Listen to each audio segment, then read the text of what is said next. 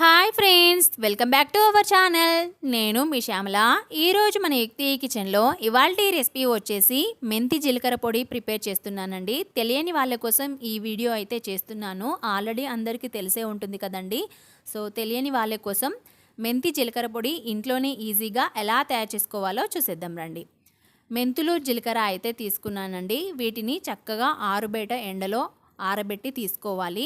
మెంతులు 1 కప్పు తీసుకున్నాను. Same quantity జీలకర్ర 1 కప్పు తీసుకున్నానండి. ఎప్పుడైనా రెండు కూడా సమానంగా తీసుకోవాలి. మెంతులు జీలకర్ర ఈ విధంగా చక్కగా ఆరుబయట ఎండలో ఆరబెట్టి అయితే తీసుకున్నాను. ఇప్పుడు స్టవ్ ఆన్ చేసుకొని స్టవ్ మీద ప్యాన్ పెట్టేసుకొని అందులోకి ముందుగా మెంతులనైతే యాడ్ చేస్తున్నానండి.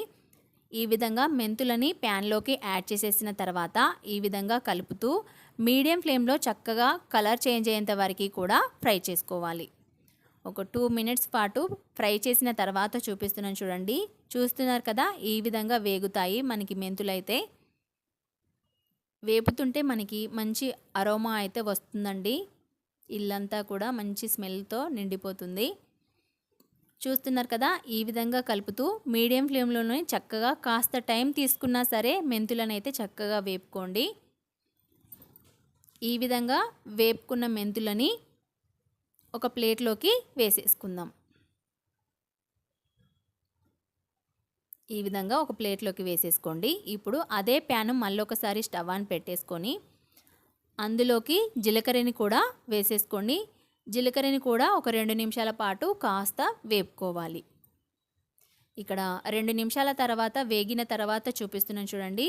మనకి జీలకర్ర కూడా ఈ విధంగా కొద్దిగా వేగిపోతుంది. కలర్ చేంజ్ అయినట్లుగా కనిపిస్తుంది మనకైతే. ఇలా రెండు కూడా చక్కగా వేపుకోవాలి. ఇప్పుడు చూస్తున్నారు కదా, జీలకర్ర కూడా వేగిపోయింది. దీన్ని కూడా స్టవ్ ఆఫ్ చేసేసుకొని ఇందాక మన ప్లేట్లోకి వేసేసుకోండి. ఈ మెంతులు మరియు జీలకర్రని పూర్తిగా బాగా చల్లార్చుకోవాలండి. పూర్తిగా చల్లారాకే మనం మిక్సీ జార్లో వేసుకొని మిక్సీ పట్టుకోవాలి. నేను ఇక్కడ చూపిస్తున్నాను చూడండి. పూర్తిగా మెంతి జీలకర్ర అయితే చల్లారిపోయిన తర్వాత మిక్సీ జార్లో అయితే యాడ్ చేసేసాను. ఇప్పుడు దీనిపైన మూత పెట్టి ఒకసారి మిక్సీ పట్టుకోండి. చూస్తున్నారు కదా, ఈ విధంగా మెత్తని పౌడర్ కింద మిక్సీ పట్టుకోవాలి.